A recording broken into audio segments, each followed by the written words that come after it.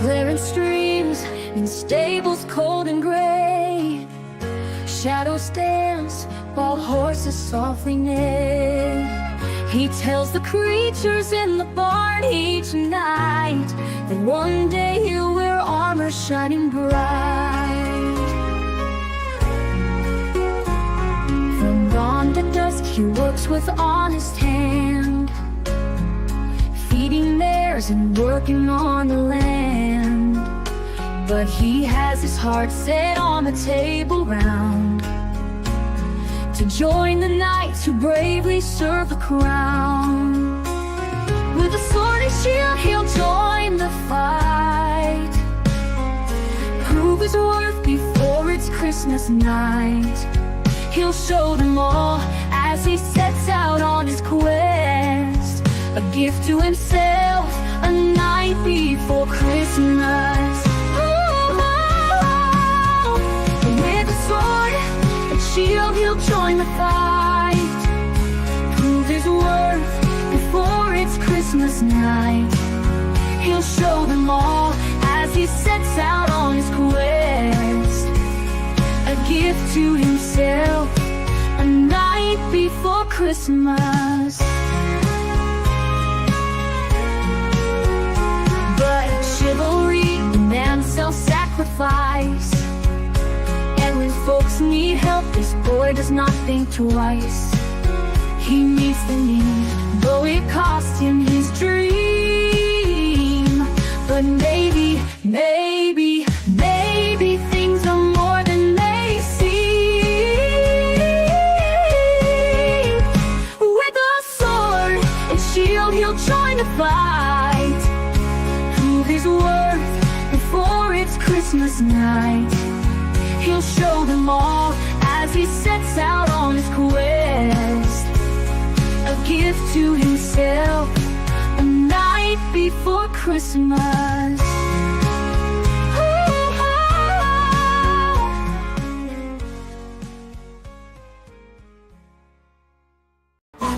In a world where terrors creep, monsters need their beauty sleep. Dr. Black with steady hand heals the beasts across the land. Vampires and creatures of the night find their savior in Black's light. No more horror guaranteed, thanks to Monster MD. Electric bolts from a stormy sky, leather wings of a dragon's flight. A psychic sword cuts through the night, a fiery heart standing ready to fight. Southern nights they rise and soar, God in the south, yeah, they're ready to roar. From the shadows to the shining lights, that they'll protect you day and night. Southern nights. On the catwalk, Teresa struts her stuff, but the fame and attention just isn't enough. When the darkness descends, turning day to night, she takes to the skies with a blinding light. She's a sight to behold, sexy and powerful, brazen and bold. She's turning up for the fight, rooting out evil and shining so bright. And good evening, everybody. I am RJ Carter, Senior Managing Editor here at CriticalBlast.com, myopic proofreader for Critical Blast Publishing, and Chief Envelope Licker for Critical Blast Logistics. And we are live tonight with Jarrell from Ronin Entertainment, LLC. Official business. Give it up, man. How you doing tonight? What it is, chat. Nice to be here, sir. Thank you for inviting me. I'm glad to have you. I mean, what else am I going to do on a Friday night? Single man, living alone, but run a podcast. That's what I would do. so Ronin Entertainment. This is a comic book publishing company, folks. For people who don't know what we're here about, this is normally what we are. Jarrell, you're in the private chat. The only person who sees that is me. So Uh, you got to go to the all right. comments above. He's saying hi to y'all, and appreciate if y'all pop in and say hi back. I see you starting to pile in here. So meet Jarrell and find out what he's got going on here. But what? Why is it called Ronin? I know what a Ronin is. I read Frank Miller's Ronin back in the '80s. Uh, but are they making like a comeback now? I mean, Uh, it just started from, as you know, like the word Ronin means masterless warrior. yeah. Um, it's kind of like me taking the word back because I'm sure in feudal Japan, if you were like a Ronin or somebody who fought for no flag, it was kind of like a red flag, like people weren't exactly like friendly towards you. But Ronin is sort of like a pride thing for like me being outside the big two, being like in control of my own destiny, as you can see from the slogan, "The future is written in our ink." Like, I'm a person who's taking my destiny as a creator in my own hands and creating my own thing. I can dig it. Yeah, I always thought of the Ronin in Japan, like you said, masterless warrior. I grew up in a union household, so for me, it's like a Ronin was like a scab. He's like, oh, you don't belong to the unions. You don't belong to one. You're working for yourself. Yeah, yeah. You're shady. You're sus. We're not. We don't want your work around here, mercenary. But so Wayne Klingman, hello. We're getting people saying hi. Thank you, Wayne, for showing us that the chat is alive out there. So what's the goal of Ronin Entertainment LLC? Now I know to make comics, but what comics do you want to make? What are they going to be about? Well, right now, Ronin is starting off with a superhero genre comic called Steel Magnolia, issue number 0, Road to Jahannam. But I eventually envision Ronin branching out to other like genres, horror, fantasy, sci-fi, maybe some YA stuff also. I hope one day Ronin will rival or encompass like eclipse Marvel and DC someday, hopefully. So do you have a business plan? Do you have like milestones? Like I want to have this done on this day. I want to have this done on this day. Well, I'm writing a business plan right now. Like, to be honest with you, when I first started out, my first business plan was 50 pages long, but it is like I put every idea I had, like I pretty much put my soul into that. Just like I said, I put every idea I had on paper or on typed it out. But second one I did was little less than 30. So I'm working on refining it down to basically about just like having it more refined, focus on what I'm doing right now. Okay. I'd be And also into like as a segue, I'd be into what Mr. Klingman is talking about, mafia comics. That'd be dope. Wayne is one of our writers, one of our Oh, writers okay. for Critical Blast Publishing, and he does a lot of the true crime mob boss stuff. Right now, his book on the Buffalo Mafia is really selling well because there's a trial going on in New York, and people are interested in who these people are. So they're doing the Google search and they're finding Wayne's book and they're picking it up every month. Okay. So we're happy about that.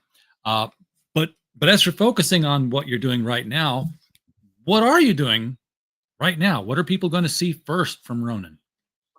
Well, you're going to see first issue number 0. That's being worked on right now. I've got a partner that I just met. His name is Harrison Prime from Cosmic Land Studios. He's from Nigeria, so American audiences might not know too much about him. He's very talented. What I like best about his art is like the vibrancy, and that's something that once is out, like the book is out, people will notice very much. Like I would describe it as his art has a lot of warmth to it. Like you see the vibrancy of the colors. I don't know if it's going to be everybody's style, but that's just my personal take on it. I really love like when you look at color or look at like art and it just like catches you. It's something about it. Like it has a very like um vibrant and bright quality that just catches the eye. Yeah, it's a. I've not seen anybody do comics from Nigeria, and when I think about it, comic art, ethnicity in comic art does have a visual influence on things.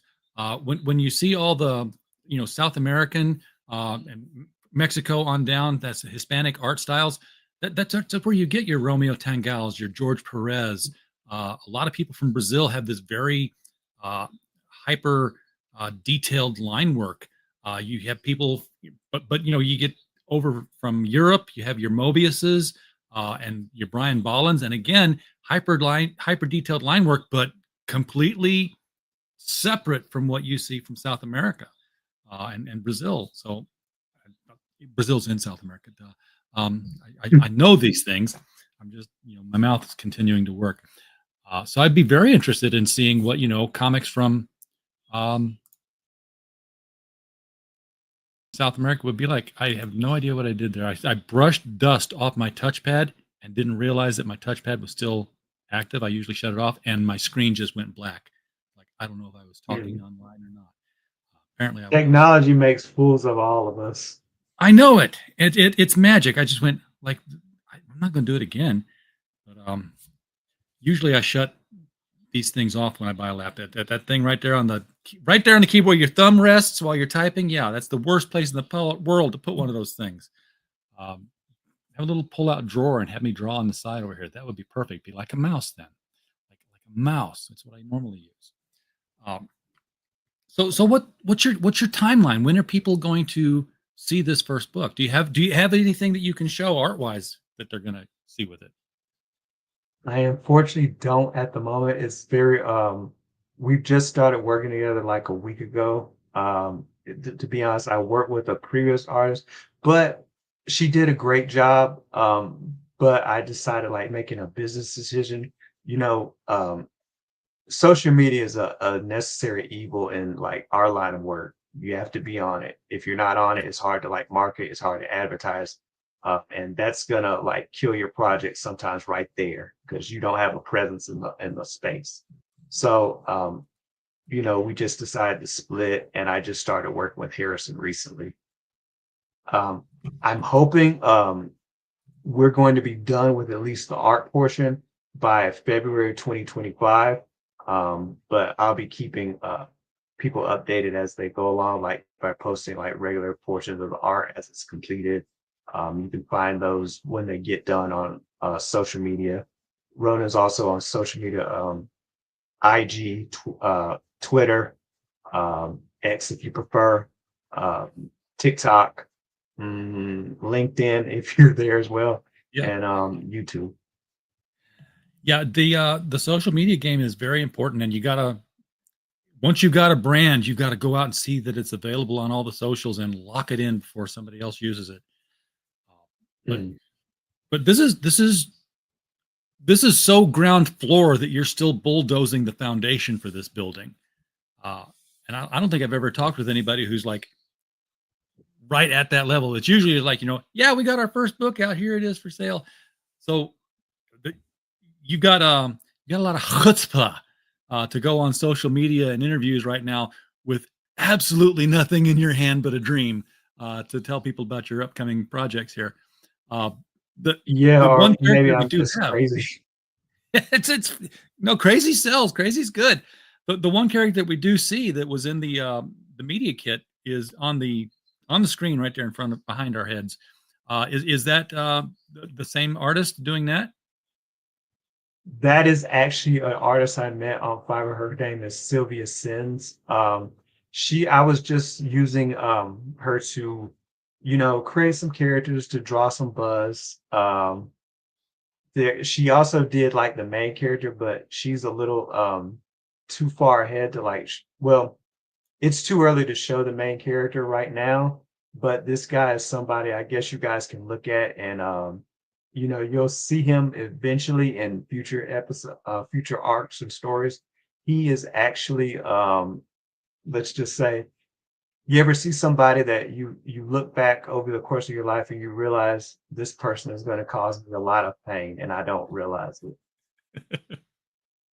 Yeah, I've met those people. I've married those people. Um, so, what is this first book going to be like? What's it about? Tell us. The elevator pitch going in.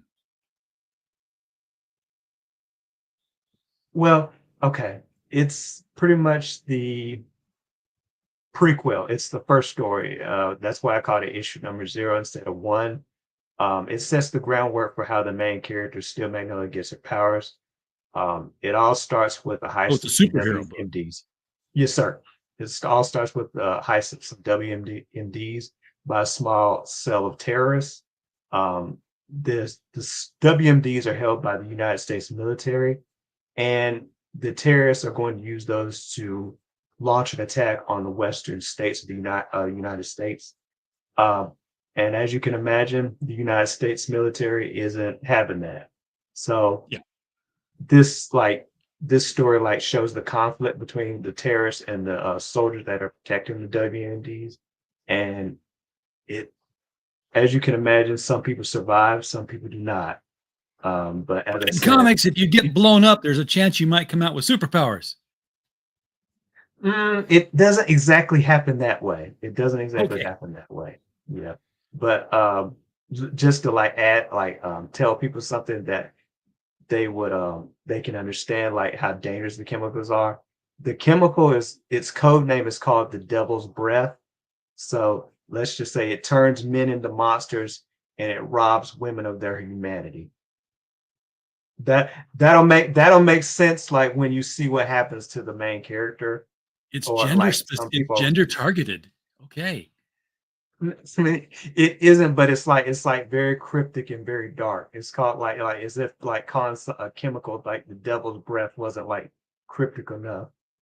Yeah. Well, there actually is a chemical called the devil's breath, and it's in Haiti, and it's basically at the root of zombie mythology, because Oh, it's a thing you go and you blow it in someone's face unexpectedly, and it literally takes over, it makes them walking unconscious, and you're just in a state of hypnosis, kind of, and you just do what you're told. oh So yeah, like there was a I don't know if you ever played Grand Theft Auto. I think there were, I think yeah, it was Vice City. I think that happens to the main character. it probably does. I've seen it in a couple of different movies. The last one I saw it on was Riverdale, of all things. Um, but if you remember Riverdale, that was Is that like the remake of the show like that features Archie in? I think that's yeah. Yeah, that was okay. the Archie series. It was absolutely nothing like Archie comics at all, other than Oh, okay. in name only. Um, but To to tell the their truth, credit, I hate those kind of shows. If we could like take a quick break. I hate shows that they they take the name of a popular IP just to like get eyes on it, and then it has nothing to do with that show that you were kind of like you're kind of swagger jacking. I yeah, hate that in entertainment right now. I mean, all the characters were named. It was Archie, Jughead, Betty, Veronica, and they were the characters from the comics. But when you're watching the first episode and you find out that Archie had a summer fling with his music teacher, and his music teacher is Miss Grundy. Um, like, first of all, Miss Grundy in the comics is like old, old, old woman, but here she's a hot young teacher, and it's like, wait a second, this is freshman year, so freshman year, they're because it's they go through all 4 years of high school once a season. I was like, that means he was like, yeah, no, ooh. Um, and then it just went on to like they covered, there was a serial killer uh in town killing people. Then there was like, then it went like way off the rails, and there was like some mineral that was in the town that people were exposed to, and it was giving them superpowers. So you had your pure heart, the powerful Archie, and poison ivy Veronica, and and then it went into alternate timelines because they brought in the Sabrina and the witches, and something happened, and they all got thrown back into the 50s where they were supposed to be in the first place. So it was a 50s Archie show, but they were still. It was, yeah, it was weird, but I had to keep watching it because I'm like, can it get any weirder? And it always could. Wasn't this on CW of all places? Yes, it was. Yes, Oh it my was. It was on God. CW. I really couldn't, I can't believe they of all people like decided to run that show, considering the like subject matter and like what ended up happening. You know what? I'm not surprised. It was Dawson's Creek on R-rated steroids because it was It was on something to post that like that that subplot with Miss Grundy. It was on something, clearly. It was on yes, yes, something. yes. But damn it, now I'm gonna have to go watch it again. I've Oh watched no. Sabrina twice. That was a Netflix show, and that one had to be because that one was just. Oh, Sabrina was just flat out satanic. Yeah, I know she's a teenage witch, but come on, people, the stuff that was in that show was little little crazy. Um, Oh, well, anyhow, I've heard of Sabrina the Teenage Witch, but I don't know much about it. another Archie show. I mean, it was an Archie character. Uh, it was, but yeah, no way. CW could not show the chilling adventures of Sabrina. That one had to go to streaming. So, if you were to take this book streaming, who would you take it to, and who would you cast in it? Ooh, that is a great, awesome question. You know what? I'm gonna tell the truth and say I couldn't tell you who I would like take to stream, to what streaming service I would take this to, because that is an aspect that I don't really know too much about, like the streaming services as a like a businessman. I just know that no, I just experience them as a consumer. So I would have to probably look at the paperwork and basically make a decision based off that. Um, as far as like casting, mm, I couldn't give you star names like off the head, but let's see. I can tell you, like, for example, the guy you're looking at right now, he would kind of look like Joe Burrows on the Bengals, the Cincinnati Bengals. He Okay, kind of yeah. looked like him, like with a goatee, like him. Yeah. Um.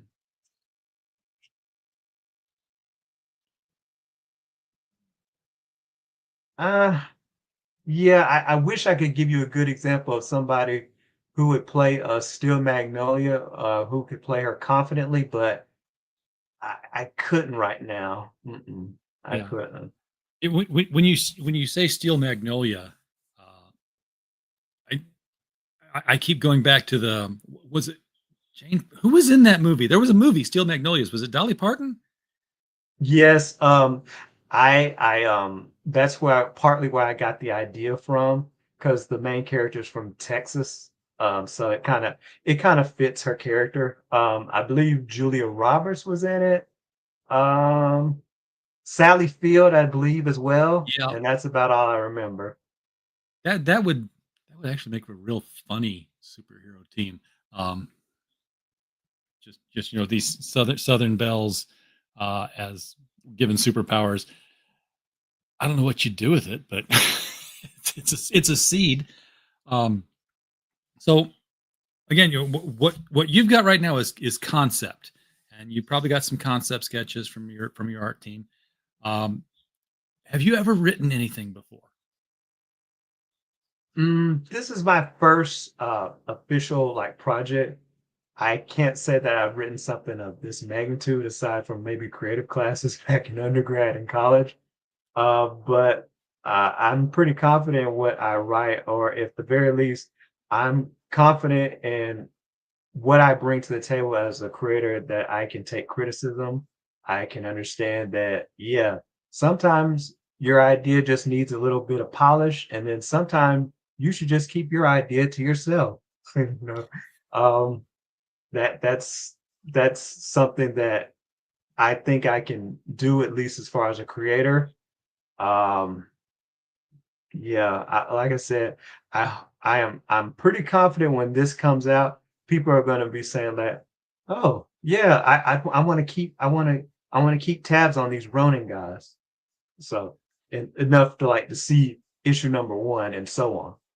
So what's your approach then to writing a comic script? Because there's no right way to do it, and no wrong way to do it, but more often than not, there's no right way to do it. Mm, I think I'm gonna offer some a little bit of pushback. There is a wrong way to do it, and I say it's like not to have like at least some idea where you want to start and where you want to end. Yeah, well, Um, that's writing in general. yeah, yeah, that's the point. But when I write a script, I again, first off, I think about where I want to start it and where I want to end, setting, characters, just map out the whole thing. And then I try to like envision myself as I'm talking through them. Um, I it's kind of a way where you try to like balance. You're saying your words, but you're saying as if somebody else is speaking.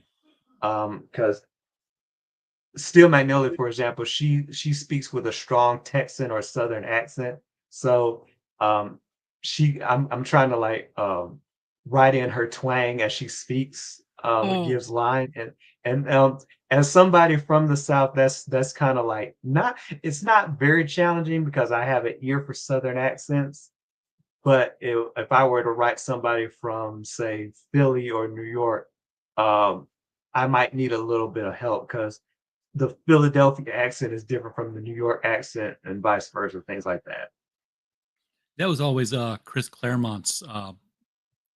He prided himself in being able to write anybody from any um,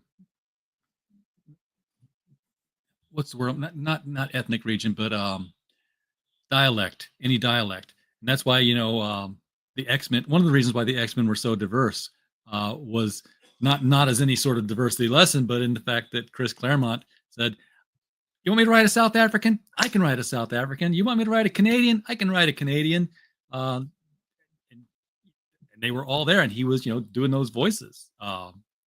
Banshee, Irish, what Thunderbird, Native American. He was working on actually proving that he could write dialogue in different dialects without having to phonetically go through the sugar pie and honey and all that stuff like Rogue would do later on, or even worse sometimes Gambit.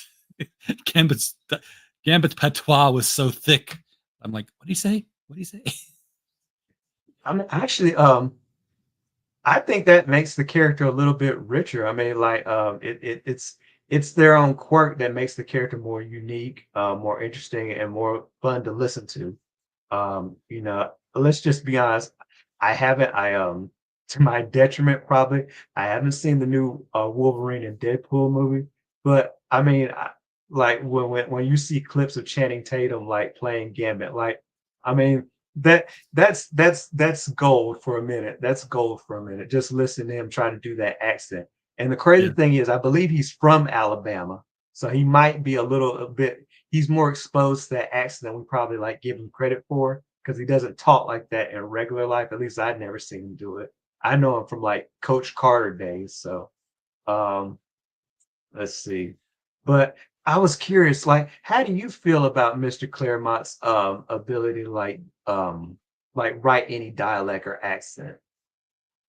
Well, I think he largely succeeded. The thing about writing dialect and patois is that you don't do it but 3% of the time.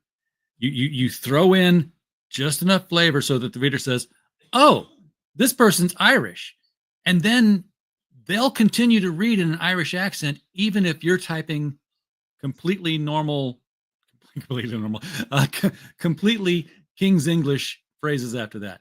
I mean, you have Banshee just one time, pop in and said, I did not ken to that.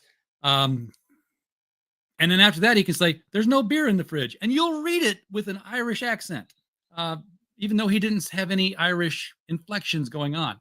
It's a it's an art to be able to pull that off. As some of the writing training I took from people that I respect and taught me a lot of the stuff that I carried on is like you don't ever want to overdo it. If they say it once is good, once is okay, once gets the point across. If you do it all the time, it's tiresome on the reader to have to phonetically rearrange their words into English again in their heads. Okay. It Yeah. exhausts them mentally. Yeah, that might be something I could watch out for. I remember like taking a script to someone, and he told me like this is nice to read, but it's like, the way the character speaks is like it's a mentally a chore to get through it, because like you have to you have to kind of hear the character to experience, and that like doing that with every single word can like Yeah, wear on your nerves actually. yeah, and the thing about dialogue is I've worked with a lot of writers like, well, that's how people really speak, and I'm like, yes, it is, but that's not how characters in books speak. Because you've got dialogue, which is what you and I are having, and then you've got idealized dialogue, which is what a character in a book will do. They don't stumble, they don't have any ums or ahs. They're very fluent, they're very right to the point, and they say something prolific and profound right off the top of their head because that's what the reader believes. Uh, because the author went through all the ums and ahs and the retypes and the pull out of paper. Oh, I'm pulling out paper. I'm showing my age. Yeah, we don't have typewriters anymore. Come on, and starting over. But so pe- people who say I'm writing the character to talk the way real people talk. No, you're not. You just didn't want to rewrite the sentence. Um, but, Yeah. but Uh that's I'm my sure advice. you Take it for could what it's probably worth. like make a like dialogue where somebody does and ah. I guess I actually, now that I Oh, think about it, that would be very, very challenging. Like very. it Here's a sounds cool. It sounds like a good idea, but it's probably not. Yeah. yeah. You have somebody who's a stutterer. That's even worse. Um, to type that kind of dialogue. Here's a real visual clue if you're doing it too much. All your dialogue is underlined in red by your word processor. If it's doing that, you're using words that aren't words. Uh, and just have a few of those. I don't know. I'm not here to give a writing TED talk. I do that at conventions, so I don't have to do it here. Certainly not with you. This is your business, and you're gonna show us what you can do. Um, I'm gonna have do you my best to, but have you I'm done open anything to we could like find? learning. Have you done anything in the past that we could look up and find any writing of any kind that's out there? Not like this. This is my first project. So yeah, I'm sorry, but I'm very new to the party of writing comics and being a comic book creator. This is just something I learned, or like a new passion I found like while in college. I would write or read web comics while on break from classes. It was just something to do, but eventually it became like something that made me go, huh, I like to try that. And Okay. then like So as time went on, like in grad school, it was something that became like, maybe I should turn this into a business, because I do actually like to write. I do actually like comic books. And as I'm getting older, more self-aware about myself, you just decide to like, why not go into business with something you like to do? yes, there you go. What comics gave you that spark? Um, I'm gonna just throw them out there because I'm not sure if anybody in the chat or you have heard of them, but most of them were superhero comics. I'm still reading them today. Spinneret, which is basically kind of like Spider-Man. There's a book that I like to read. It's based in WW2, The Specialist. It's like Okay. an Avengers set in WW2. And what is it called? Uh, Salvador. That's written by a guy I found on social media. Um, and also in case somebody's like sick of superhero genre, I like Monster Soup. That's like if a witch, Dracula, well, a younger version of Dracula, a ghost, um, a zombie, and this is it. I swear there's more, but they're kind of living in a halfway house that's haunted, and it's run by like a mad scientist. Like the plot is still opening up, but it's been getting really good in my opinion. That sounds cool. I'll look up Monster Soup. I just looked up Spinneret. I like the nice clean art lines on that one. You will not Mine be pretty disappointed as far as like most of those. I can say that Monster Soup has beautiful artwork. The lady who draws that does very good art. And Mr. Klingman, I got a bachelor's degree in business administration from East Carolina. Shout out to that. Shout out to them. And an MBA at Strayer. all right. And Levi talks about Garth Ennis. You want to talk about really writing accent. Arseface was, I don't know if you're familiar with the Preacher series, not the television show, because that has no bearing on the book at all. Really doesn't. Um, Basically, shot himself in the face with a shotgun. Tried to do a Nirvana thing, and Kurt Cobain, and failed. He survived, but his face was all puckered into the middle, so he got no teeth. His lips are all going inward scars. His face looks like an arse. Uh,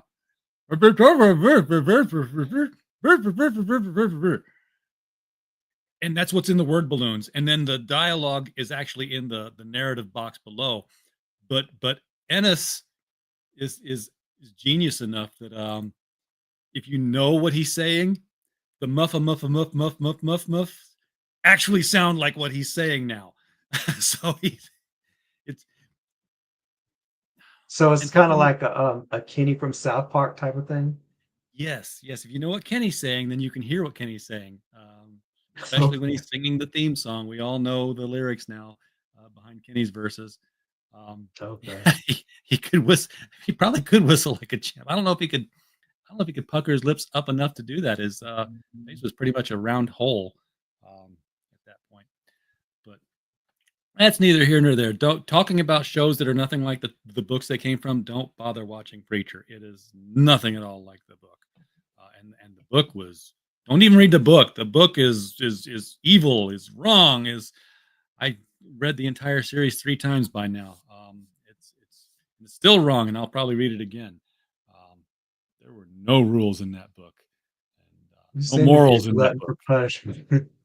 Oh well, when the entire premise of the book is God has abandoned His throne, and this preacher's angry, and now this preacher has the ability to tell somebody to do something with the power of God, and they will do it. Like go fuck yourself, and they will go do it. And his whole role is, well, if God's abandoned his thrones, I think it's time for me to hunt him down and make him face the music. That's the premise of the whole book. Okay. Well, I mean, you said it was written by Garth Garth Ennis, Ennis. right? Yes. Ennis. Sorry about that. I'm not kind of in a way not surprised because the way some of like if you read what is it called? The Boys. I mean, you can tell this guy doesn't really like superheroes because everybody's like a bad parody or like at the best, they're like the character they're trying to parody off of in a cracked or dark world. That's what he's going for, at least to me. That's how I feel. Yeah, he tells this guy, he says, you can leave here after you've counted every grain of sand on this beach. And you see this guy throughout the series. They keep cutting back to him. He's like 157,137. And then a wind will go like, he's like 1, 2, 3. But he eventually Wow. does. That's got to be torturous. That's kind of like the the ending of that terrible Wolverine movie where Ryan Wilson is playing Ryan Reynolds is playing that terrible version of Deadpool, Yeah, where he no, doesn't no mouth. talk. Yeah. Yeah, yeah, yeah, that one. And like I think her name is it Silver Fox? That's what her character was. Like she makes the bad guy like walk until his feet bleed and keep walking. It's kind of like that. Yep. Yeah. That I think wasn't that the Purple Man's power too in Marvel? Uh, he just made you do I things. believe so. He can do something like that too. Yeah, yeah. Oh, Ennis is an anus. That's not now. Now, come on now. He's a very good writer. He just writes very bad things, um, which is an art in and of itself. Uh, Jarrell, I don't know what more to ask you because it's good to get to know you and to know that you're going to be coming up here. So when you do have a book, we're going to say, hey, Jarrell's got the book out. Come back and talk to us. Some more because we'll know who you are. So making the rounds early, not a bad thing. Get to know people. I would suggest that if you're going to do that, start showing up in other people's streams in the chat, and not just this one, but lots of other shows, so that the chat starts to recognize your name, and that way, when you say, "Hey, I've got a book," you may not have been on as many shows face to face with people, but they'll recognize you from being in the audience a lot. And then they'll say, wait, you got a book, man? What's this book about? Because you'll be chatting about the shows you're watching, and they'll get to know you that way. And then you can throw your book out, and you're like, okay, I'll take a look. Get on somebody's show, and then you know the people running the shows because they've seen you in the audience, and they'll say, yeah, come on and talk about your book. Okay. I'll keep that in mind, sir. That's the advice of old men who run podcasts and read comics. So it may not apply anymore. I don't know. Or it might just be some of the best advice out there. Take it for what it's worth. You take it for what you paid for it, which what it's worth. Anyhow, thank you for coming on the show tonight, man. It's been fun talking with you. I look forward to seeing Likewise. what you produce. I like seeing the dreamers of dreams have the boldness to come out and say, "I have a dream. Show it to me." Not yet. It's coming. I'm working on But it. it's I'm coming. working on it. So we'll wait for it.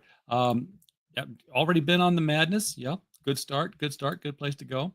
So people in the chat, thank you guys for showing up tonight. We don't have a show without you. We're just a podcast falling in the woods otherwise. So we're glad that you're here. And of course, while you were here, as always, we just hope you had a blast. Good night, everybody.